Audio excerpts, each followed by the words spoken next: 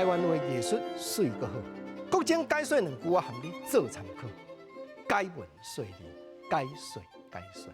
台湾人真顾欠，人若咧学了你讲生理熬做，你就讲无影，我做这个去食生理，跳米卖布趁钱有数。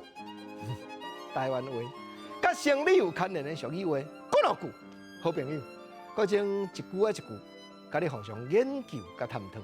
头一句咱咧讲，跳米所赚价骹钱，卖布一麻布会当加赚几元？有中盘有小卖嘛，所赚的有数嘛，所赚收入生理会当做到偌大，人就按算会到的。我这个小生理啦，当然社会上是形形色色的人都有。小生理咧讲跳米卖布，啊有迄个大生理无？有咯。我那有一句俗语话，老爸咧讲本机买入，离顶凊出。吼吼吼，本机甲离顶是相对比呢。一本机买入来。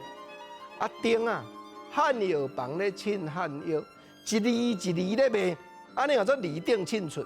总讲，这就爱有你专长、孤行独市的生理。简单讲，现代讲爱有专利，啊若无才调，安尼成本道利，一本万利啦。比一个来讲，这老爸大兄大姊，你会记袂？较早细汉的时阵，变啊双十节，到电视台专门讲三大联播。有迄个李东华特技团出来咧表演，迄吼全台湾拄啊，敢若因迄家孤行独市的，别人无的。讲到特技，国情就想到一句真趣味的台湾俗语咧讲啥？咧讲生理人爱有一种冒险的精神。